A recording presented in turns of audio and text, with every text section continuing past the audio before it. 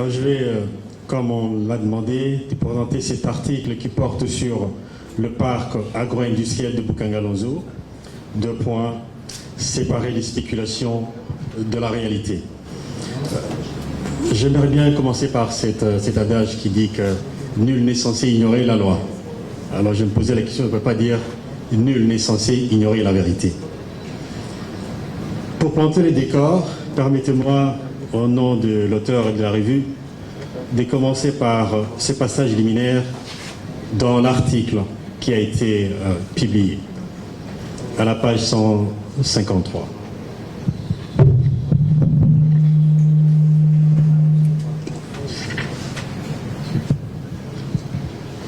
Je lis in extenso. Il ne serait pas exagéré d'affirmer que le projet Bukangalonzo a fait l'objet des commentaires dans tous les sens. Il est tout aussi vrai de reconnaître que la plupart des commentateurs n'ont jamais ni visité le site, ni parlé avec les principaux acteurs, et même consulté la documentation ayant accompagné la conception et la mise en œuvre de ce projet. Enfin, la prolifération des réseaux sociaux a donné la voix à une nouvelle classe d'experts, non soumis à la rigueur de vérification des faits et déclarations, ce qui malheureusement ne permet pas un débat éduqué autour d'une question de développement d'une telle envergure.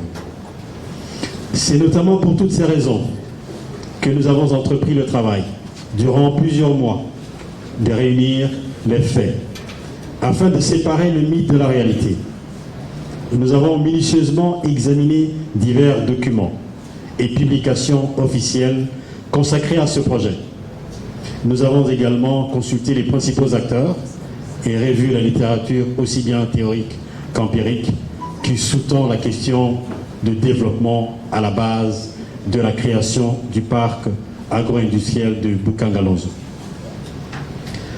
C'est donc à partir de cette petite présentation que nous allons discuter ou échanger sur ce projet. Le projet de Bukangalonzo est basé sur un élément important, sur le secteur agricole. Mais pourquoi utiliser l'agriculture? 3 raisons nous sont données. La première, c'est qu'en dépit de la croissance soutenue que réalise l'économie congolaise, depuis quelques années, l'incidence de la réduction de la pauvreté, de l'insécurité alimentaire est à peine perceptible. Jusque-là, nous avons un taux de pauvreté qui est relativement très élevé, qui tourne actuellement autour de 64,3% de la population. Ça veut dire que prenez 90 millions d'habitants, regardez 70%, 64% des 90 millions d'habitants, il y a combien de pauvres? Et là-dedans, il y a un niveau de pauvreté sévère, je crois que c'est autour de 22-23%. Deuxième argument, c'est la nécessité d'ancrer l'économie à un secteur et à un potentiel élevé en termes d'effet d'entraînement, non seulement sur les ménages, mais aussi sur les autres acteurs de l'économie nationale. Le fait de prendre le secteur agricole comme étant le point focal nous permet de pouvoir diversifier les développements, l'industrialisation, la chaîne des valeurs que nous allons pouvoir produire. Et c'est un élément important de lutte contre la pauvreté. Le troisième argument, c'est qu'une croissance accélérée de la productivité agricole est capable de booster, comme je le disais, l'industrialisation de l'ensemble de l'économie. Et c'est ce qui nous manque actuellement. Vous voyez que depuis beaucoup d'années, beaucoup de gouvernements utilisent la chanson de la diversification de l'économie. Mais aucun ne parvient à régler ce problème-là, parce que ce n'est pas un problème conjoncturel, c'est un problème structurel. Il faut des politiques publiques qui soient bien réfléchies, mais qui soient aussi le fait d'un relais d'un gouvernement à un autre. Les gouvernements doivent avoir un dénominateur commun. On ne peut pas avoir un pays, une économie, où chaque gouvernement fait son programme. Cela veut dire que si vous avez une durée de vie comme en Italie, par exemple, de 1 année et demie, on va avoir combien de programmes en 15 ans? On va avoir plus de 7-8 programmes. Et on ne pourra pas avancer parce qu'on va faire du stop and go.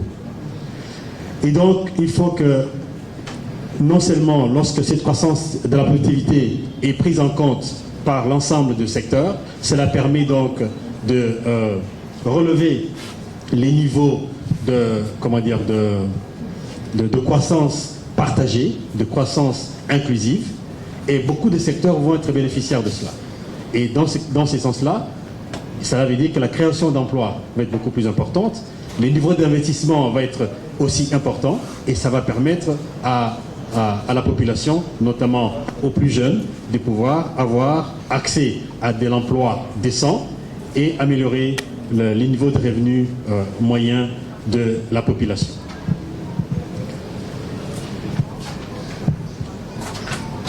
Si on regarde ces graphiques, on voit très bien l'histoire agricole de la RDC. Les niveaux de productivité agricole par habitant depuis 1960 jusqu'à maintenant ne fait que de croître. Cela veut dire qu'en termes de performance économique, nous ne faisons pas de performance, mais nous faisons des contre-performances. Si nous regardons en ce qui concerne les importations des produits alimentaires, vous voyez très bien l'écart qu'il y a entre ce que nous exportons en ligne orange et ce que nous importons. L'écart est en train de se creuser de façon plus importante. Pour votre gouvernement, nous importons par an en moyenne entre 1,4 milliard et 2 milliards de dollars d'importation de produits alimentaires. Alors que dans plusieurs coins de la République, beaucoup de produits pourrissent faute des consommateurs. Quelle était la vision intégrée de développement qui soutenait le Paraguay industriel de Bucangaloso? Si nous prenons le secteur agricole comme étant le secteur clé, les analyses, les experts ont constaté qu'il y a un certain nombre de constances. Quelles sont ces constances? Premier élément, nous avons une ceinture de développement agro-industriel que nous ignorons ou que nous n'exploitons pas. C'est celle qui part des infrastructures de communication, notamment l'eau. Vous avez le fleuve Congo, en bleu. Vous avez des rivières. Vous avez en plus les chemins de fer qui partent en principe de l'ouest vers l'est. Et vous l'avez dans toute la partie, dans les Kassai qui descendent dans les Katanga. On peut remonter jusqu'à Kisangani via Kindu. Mais vous avez aussi évidemment les routes qui peuvent être utilisées. Vous avez là le point rouge par exemple entre Bukavu et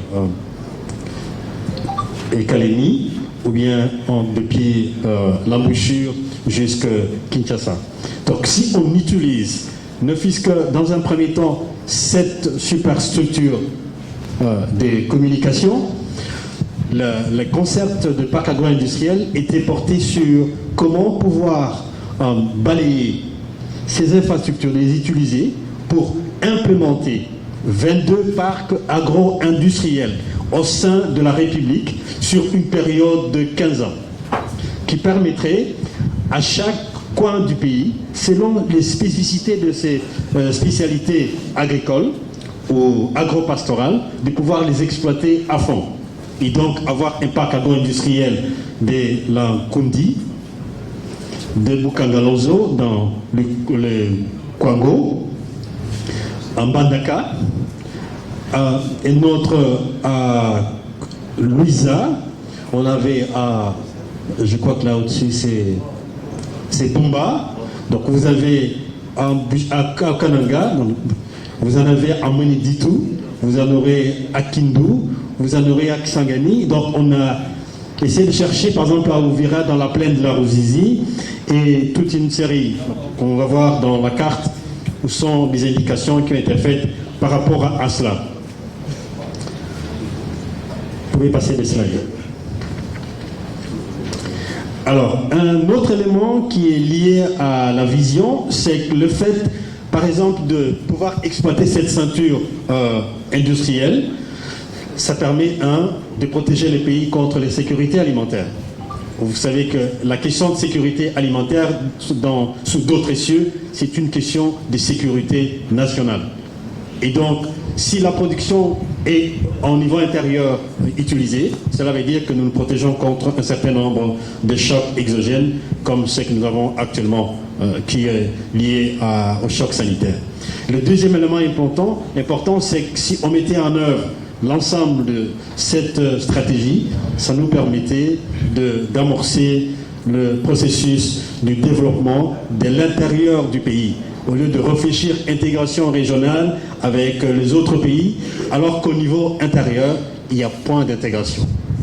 Il n'est pas possible de quitter Kinshasa et vous retrouver en un jour en utilisant les moyens de communication autres que l'aérien pour arriver à Bukavu ou bien à Kisangani ou bien à Kindu après 58 ans d'indépendance. Et donc vous avez ici la cartographie de l'ensemble de ces parcs agro-industriels qu'on avait projetés pour pouvoir être implantés au sein de la République, et donc particulièrement le parc agro-industriel de Bukangalonzo.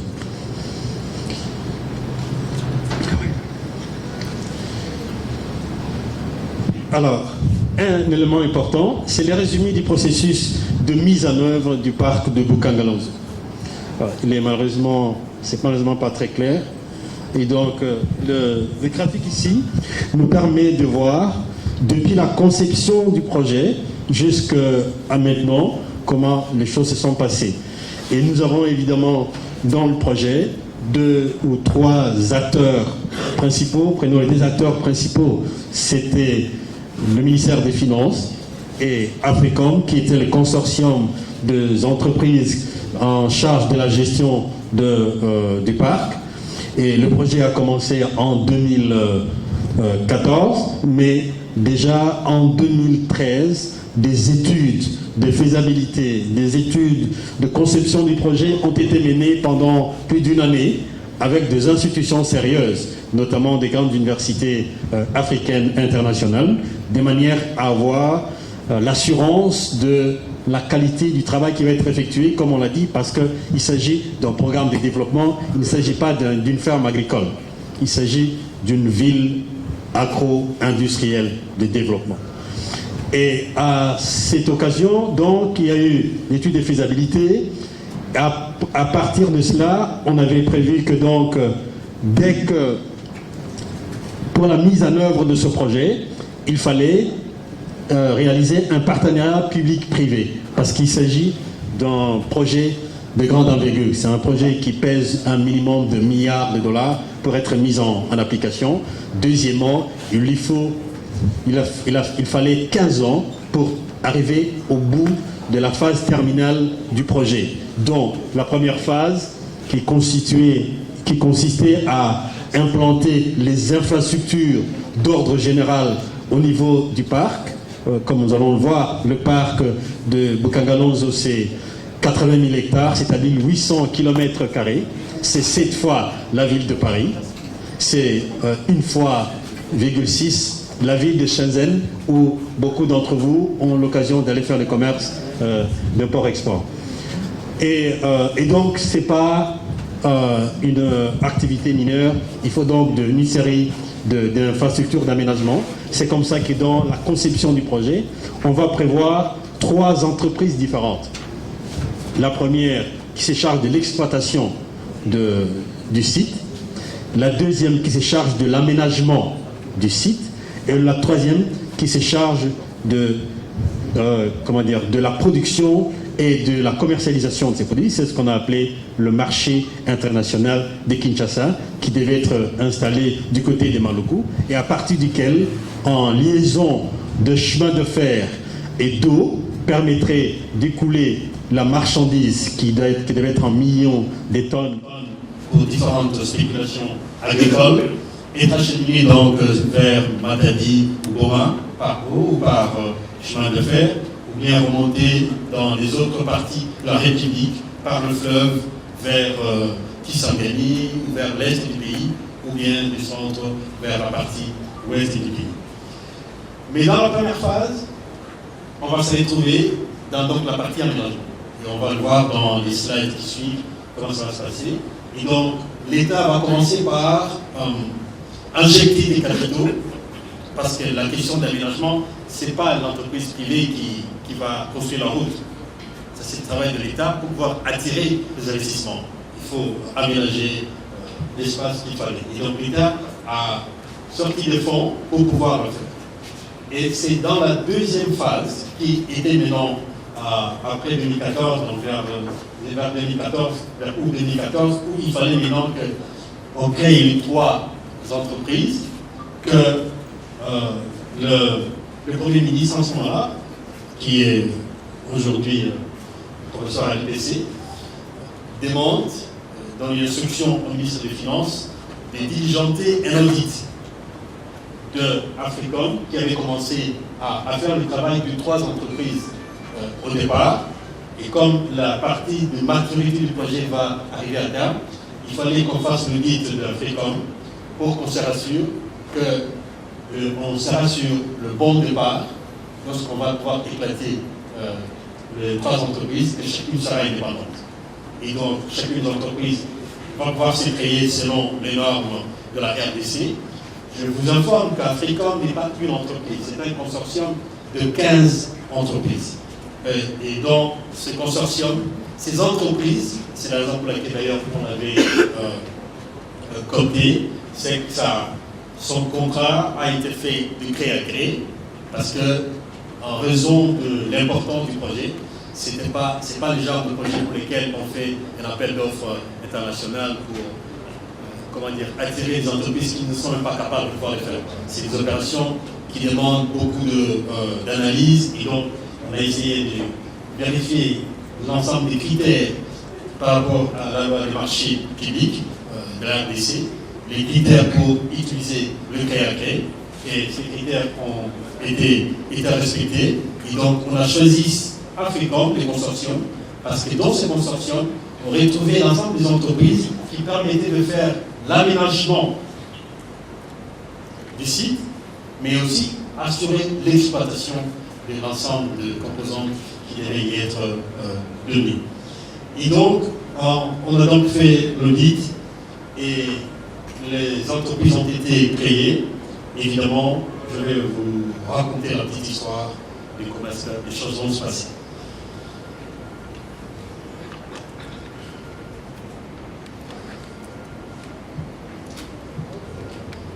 Voici le plan d'occupation du parc agro-industriel.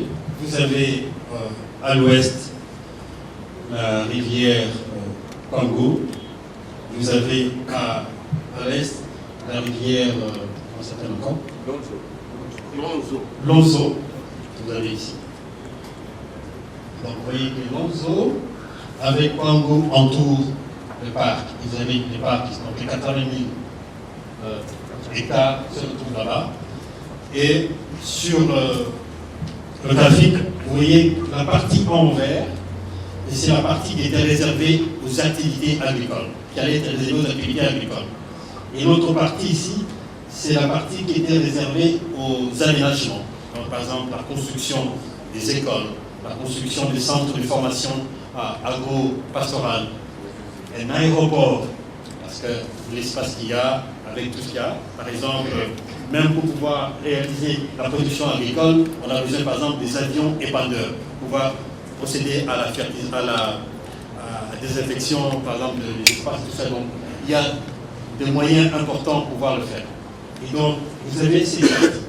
Et c'est comme ça d'ailleurs qu'on va voir que parmi les débats en cours, disons, dans les communes mortelles, c'était de dire non, Bukangalonzo avait un sol qui n'était pas arabe. On voit très bien, vous avez la première réponse, pour faire une ville, toute la ville ne doit pas avoir la terre qui soit arabe, parce qu'on ne construit pas partout, on ne va pas construire partout. Il y a des espaces prévus pour l'agriculture, il y a des espaces prévus pour d'autres aménagements. Et là, on n'en a pas besoin. Deuxièmement, si on devait utiliser cet argument pour pouvoir enterrer le parc Bukangalonzo, on allait poser la question de savoir s'ils ont déjà fait une petite visite en Israël. Et c'est un désert.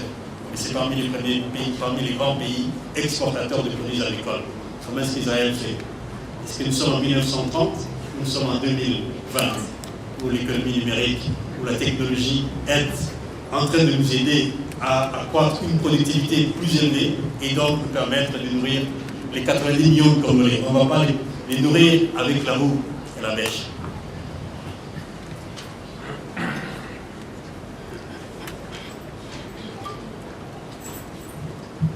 Revenons donc à l'analyse du sol.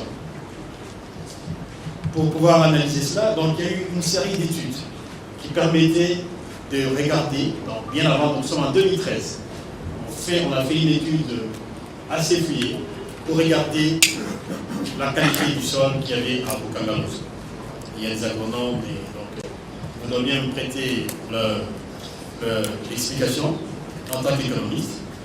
Mais à Bokanga-Lonzo, il y a 4 types de sols en fonction de la qualité d'argile. Et ces 4 types de sols, c'est les cartels, les clovelly, les freewood et les constatia qui sont sur ces sites. Et donc, en fonction de cela, les analyses qui ont été faites ont montré donc, le sol, je résume la philosophie qu'il y a derrière, que le sol du Bokanga-Lonzo était un sol acide.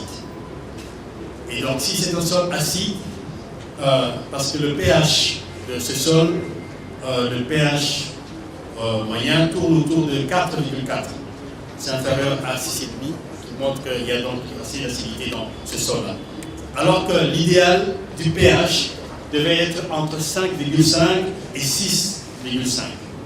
Et donc, les analyses qui ont été faites ont donc eu pour objectif, entre-temps, passer à le stade suivant, à l'hypothèse de faire quoi? Du fait que le niveau d'acidité du sol était relativement élevé, il fallait donc, pour certaines spéculations agricoles à mettre dessus, pouvoir améliorer la qualité du sol parce qu'il y avait un problème de lessivage avec ça. En termes de lessivage, je veux dire que comme il y a les niveaux d'acide est élevé, donc le sol n'est pas en mesure de supporter, de contenir tous les nutriments s'il pleut.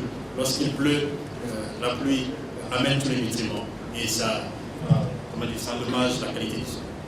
Et donc, il fallait, dans les analyses, pouvoir tenir compte de cette contrainte agricole.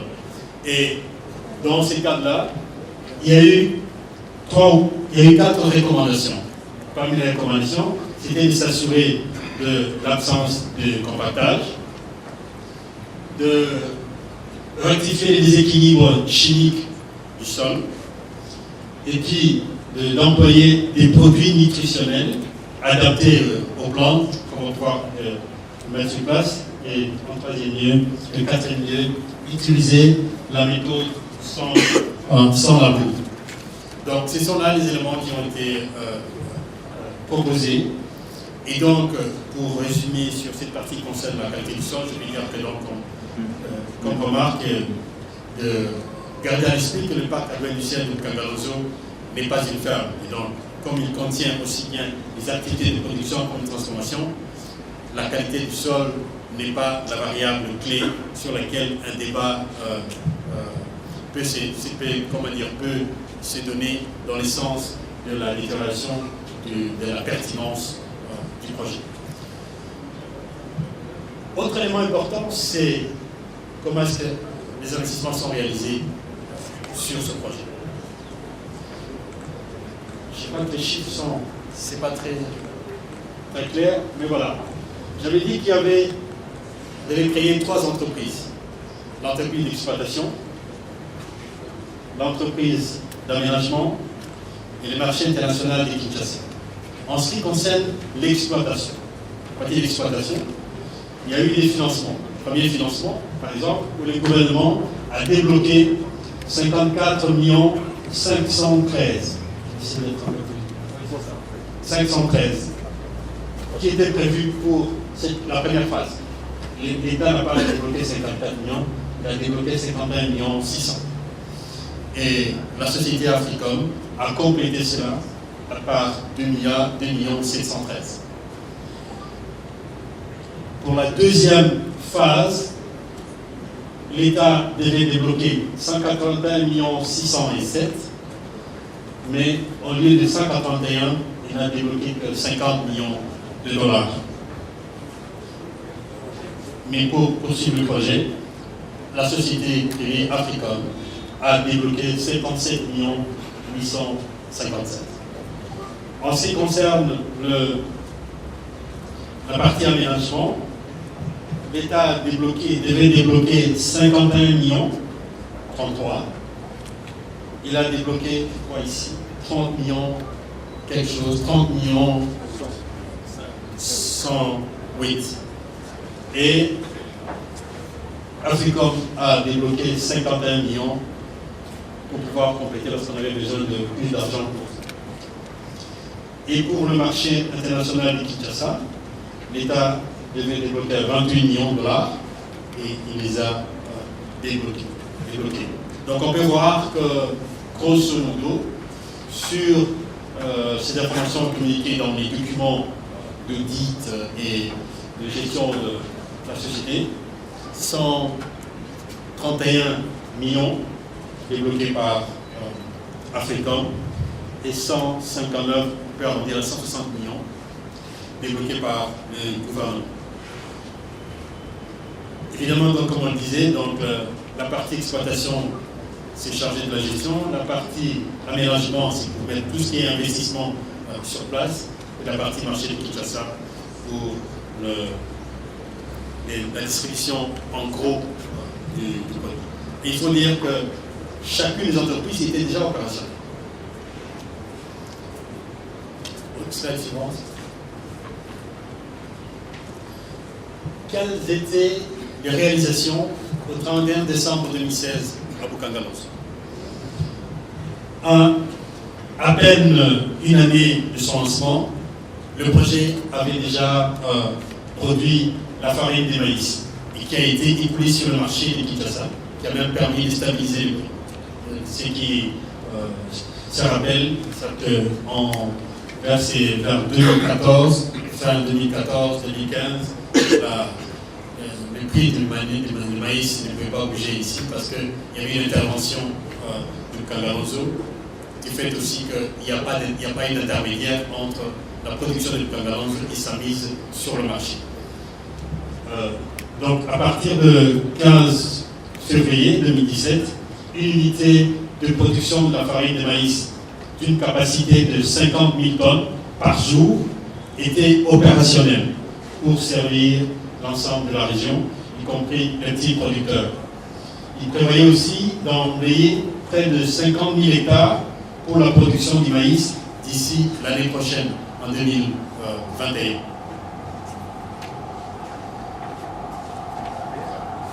Il y avait déjà un complexe céréalier qui comprenait 6 silos d'une capacité de 7 tonnes de maïs chacun. Il y avait un séchoir de 750 tonnes, pas qu'il y avait, il y en a encore, de 750 tonnes. Il y avait un collecteur de grains secs de 750 tonnes, un moulin à fourrage et une unité de transformation de blé pour la production de farine, de maïs et de semoule par la consommation humaine. Il faut préciser que dans cette optique, les riverains, les villageois de la partie participaient à la production.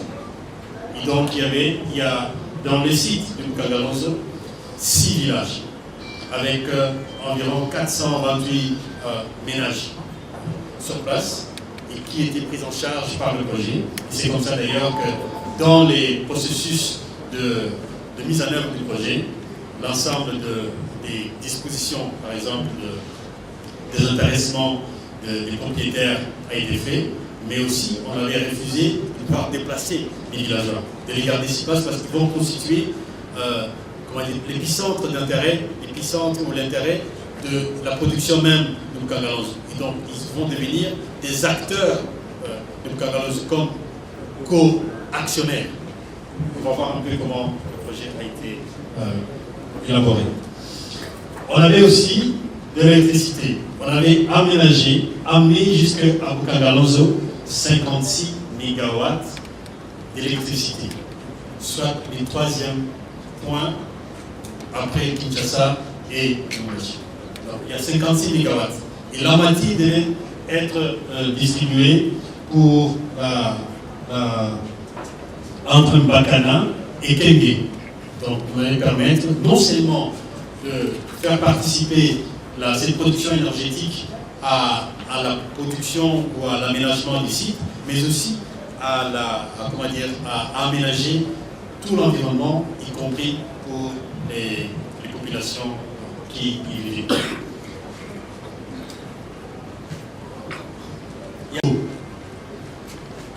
Les systèmes d'irrigation là, indiqués.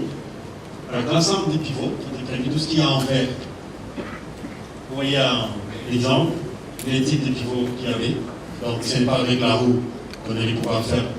Vous voyez très bien les niveaux de technologie qui étaient prévus dans ces sens-là.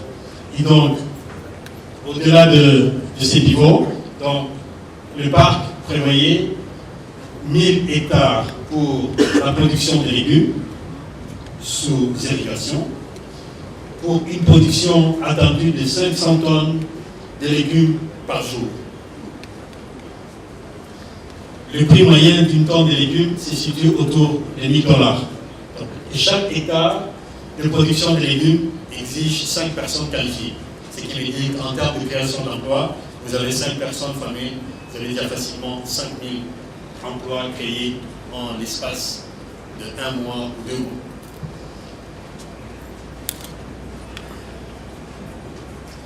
Maintenant, en plus de ces éléments que nous venons de montrer, est-ce qu'il n'y a pas un autre graphique que vous avez sauté? Bon, ça.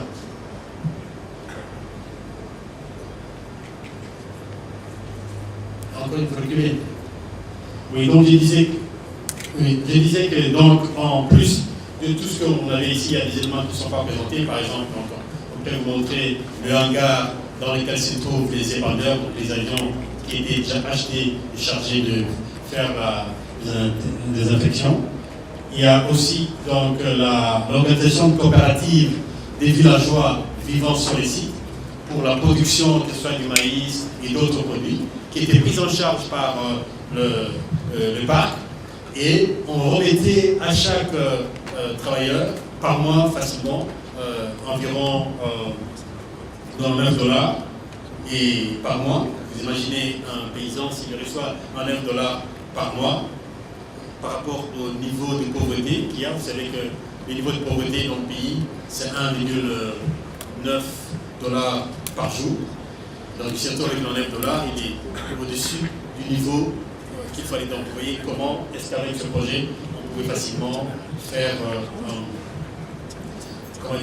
sortir un bon nombre de pauvres du cercle. Parce qu'avec ces revenus de départ, il y avait déjà une moyenne de $2,58 par jour, donc qui était 2 fois les niveaux de la pauvreté. Donc, cette population, on la sortait déjà du cercle de pauvres.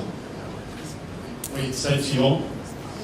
Maintenant, une autre question, c'est vraiment la question qui fâche, c'est les opinions de corruption et détournement des fonds publics. Une simple erreur d'audit. Pourquoi une simple erreur d'audit? Nous avons dit qu'en août 2014, lorsqu'on veut créer les 3 différentes entreprises, le Premier ministre, dans l'instruction au ministre des Finances, pour lui demander de faire un audit de l'activité, de manière à bien préparer le processus de séparation de ces 3 entreprises et pour lancer la machine à prendre la vitesse de croisière. À l'issue de cet audit, confié à Ernst & Young, c'est un cabinet du niveau international. Le 26 février 2016, Ernst & Young dépose un rapport provisoire au ministre des Finances, sans la signature d'Africom. Et il déclare: nous n'avons pas obtenu le relevé bancaire d'Africom Commodities Limited afin de vérifier l'exactitude et l'exhaustivité des fonds reçus par le gouvernement en comparaison avec l'état des dépenses reçues de la direction du Trésor et de l'ordonnancement. D'où, conclusion, corruption et détournement des fonds. Je vais vous lire un petit passage. Ce petit passage qui complète ça, dans le rapport dit que donc, comme conclusion, c'est que le projet est à risque et insatisfaisant. Je vous lis quelque chose à la page 180 de cet article.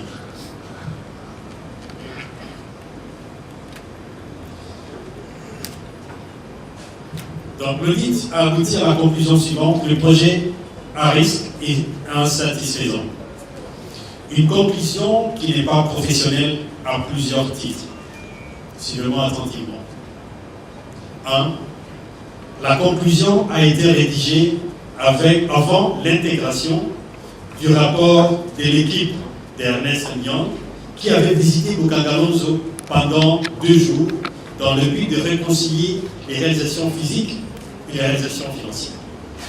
2. L'équipe n'avait pas encore soumis son rapport à la partie auditée pour un avis contradictoire, conformément aux us et coutumes. 3. Pour un projet de développement, une équipe, l'équipe de Ernest & Young, n'était composée que d'experts financiers, ce qui n'était pas outillé pour évaluer la satisfaction générale du projet. C'est un projet agro-industriel et dans l'équipe d'audit, vous ne mettez que des financiers. Donc, il était normal que même puisse aboutir à une pareille conclusion. Février 2016, Africom réagit, mais sans feedback du ministère des Finances. Donc, Africom réagit parce qu'il n'a pas été consulté sur le rapport provisoire qui a été soumis au ministère des Finances, alors qu'avant de soumettre ce rapport, on devait d'abord le soumettre à Africom. En mai 2016, Ernest & Young reprend l'audit sur réclamation de Africom, parce qu'Africom lui avait même menacé de le traduire en justice parce qu'il y a eu violation dans la procédure de la conduite de l'audit. Et pour pouvoir régler les choses, Ernest & Young a repris l'audit selon les normes. Attention, pour votre gouvernement, tout ce qui s'est dit sur Bukangalonzo provient, vous pouvez faire demi-tour sur le slide s'il vous plaît, provient de ce rapport provisoire et de cette conclusion. Maintenant, partie suivante, s'il vous plaît. Voilà maintenant, après que Ernest & Young ait repris l'audit normalement et qu'ait terminé son rapport, en juillet 2016, Ernest & Young dépose un rapport provisoire au ministre des Finances. Oh non, ça c'est sans la signature. Maintenant, après que Ernest & Young ait repris le rapport, maintenant donne son vrai rapport, voici la conclusion qu'Ernest & Young donne dans son rapport. Il dit, à notre avis, les états financiers annuels sont réguliers et sincères et donnent une image fidèle du résultat des opérations de l'exercice écoulé ainsi que de sa situation financière et du patrimoine de la société à la fin de cet exercice, conformément aux règles, méthodes comptables édictées par l'acte uniforme de l'OHADA relatif aux droits comptables. Ernest & Young, RDC, SARL, signé Cyprien Ongulu Mata Lekele, expert comptable agréé numéro le 7 juillet 2016. Malheureusement, ce rapport n'a jamais été publié. Slide suivant. Les arguments de détournement et de corruption proviennent d'où? Lorsque les rapports est élaboré, il y a des relevés, des transferts de fonds entre le ministère des Finances et Africom, et qui passe par la Banque centrale, donc par la direction du Trésor et ordonnance. Et sur ce montant, les 121 millions sont répartis en bleu, 101 millions 15 994 $. Africom reconnaît avoir reçu cet transfert. Mais Africom dit n'avoir pas reçu les transferts de 21 millions. Les problèmes étaient où? C'est qu'effectivement, les 21 millions n'ont jamais été versés à Africom. Par contre, les 21 millions ont été dépensés pour les parcs. Mais comment? Nous avons dit qu'il y a 3 entreprises. Donc, il y a l'entreprise d'aménagement. Les 21 millions ont été utilisés comment? Les 21 millions ont été utilisés par la société MIC pour les équipements.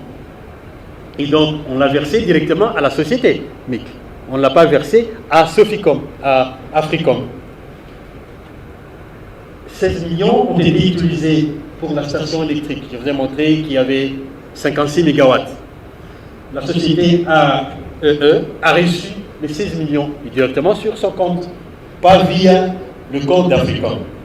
Et l'autre montant, c'était des autres frais, notamment les frais d'émission des équipes, des experts de la primature et de la présidence qui faisaient tout le pilotage du projet entre Kinshasa et Bukangalonzo. Comme vous le savez, c'est à 250 km de Kinshasa. Et donc voilà d'où est venu le sens que Bukangalonzo a été mal géré et qu'il y a eu des détournement du fonds, alors qu'il y a un problème d'incompréhension dans les chiffres. Voilà, en résumé, ce que je peux vous dire en ce qui concerne ce projet. L'article vous donne tous ces détails, comme on l'a dit, et donc ça permet d'avoir une discussion, comme je l'ai dit, éduquée, plutôt que de pouvoir parler des choses pour lesquelles les niveaux d'information est très déficitaire. Je vous remercie.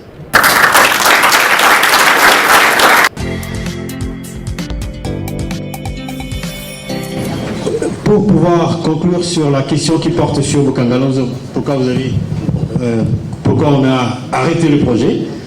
Première réponse, c'est que nous pensons que nous ne sommes pas les personnes attitrées pour répondre à la question, mais par contre, il y a 2 sous-réponses à cela.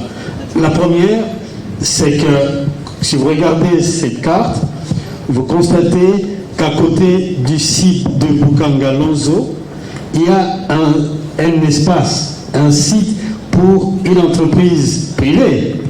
C'est laquelle? C'est Congo Futur. Est-ce que Congo Futur peut se placer sur un site dont le sol n'est pas arabe?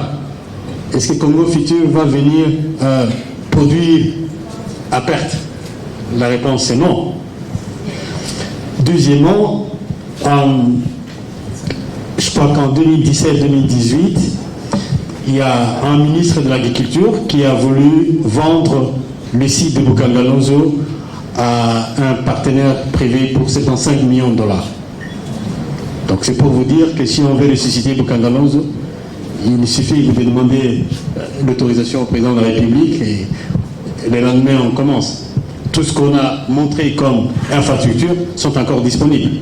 Le problème, c'est que du fait de non-usage, comme les non-usages atrophient l'organe, on peut se retrouver avec des matériels qui ne sont plus utilisables, surtout qu'il y a de la technologie dedans. Mais donc, pour l'arrêt du programme, on l'a bien dit, depuis fin 2016, il n'y a plus de financement. Il faut des financements pour poursuivre le projet. S'il n'y a pas de financement, l'opérateur économique privé, Africom, s'est donc retiré. Évidemment, si vous regardez les statistiques, on a dit qu'en termes d'injection de fonds, si on fait les calculs par rapport au tableau, on a 159 points quelque chose, donc on peut arrondir à 160 millions de dollars de décaissés par le gouvernement. Mais si Africom ne s'est pas retrouvé parce qu'il a débloqué 131 millions de dollars, il peut aussi réclamer et se retourner contre le gouvernement, contre l'État. Donc c'est des des questions qui peuvent être exploitées dans le futur. Merci.